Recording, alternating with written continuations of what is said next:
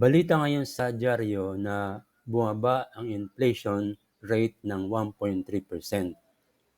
Pakipaliwanag naman ito sa amin na madali naming maintindihan. Salamat. Hello mga kaibigan! Kamusta na kayo?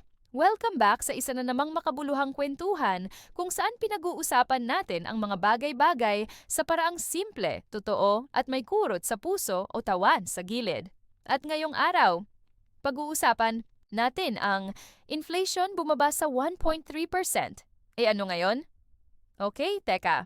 Narinig mo siguro sa balita, bumaba ang inflation sa 1.3% nitong Mayo. Tapos bigla mong naisip, okay, ano ngayon? May epekto ba yan sa akin? Makakain ba yan?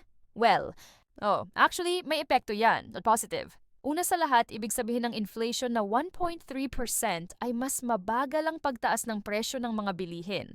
So kung dati parang mabilis tumalo ng presyo ng itlog, bigas, pamasahe, ngayon parang medyo chill lang. Hindi na kasing bilis ng dati ang pagmahal. At in this economy, chill is good. Pangalawa, mas nakakayanang bumili ng pangangailangan. Kumbaga, kung dati 500 mo parang, ay, isang plastic lang to. Ngayon baka maging 2 plastic o isa't kalahati man lang. Mas may halaga ulit ang bawat piso mo. Pangatlo, may chance na bumaba ang interest sa utang. Alam mo yun, kung nagbabalak kang umutang para sa bahay, kotse o negosyo, good timing ito. Kasi kapag mababa ang inflation, madalas nagbababa rin ng interest rates ang bangko. Pero teka lang, hindi ito excuse na magwaldas ha, kasi may bagong batas na nagtaas ng 200 sa daily minimum wage at posibleng maapektuhan ulit ang presyo ng bilihin dahil diyan, kaya kalma lang, wais pa rin sa budget. At higit sa lahat, magandang paalala ito na hindi lang laging masama ang balita.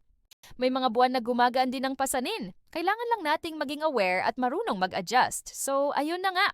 Ang tanong na inflation bumaba, ano ngayon, ay may sagot na, edi mas guminhawa kahit konti ang buhay.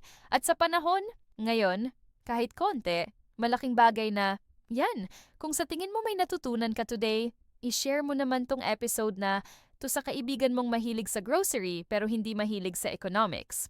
At kung gusto mong updated sa kwentuhang magaan pero malaman, follow mo lang ako dito. Hanggang sa susunod na usapan, hindi mo kailangang maging ekonomista para maintindihan ang galaw ng buhay. Basta may kwento, may kabuluhan. Ingat kayo mga kaibigan!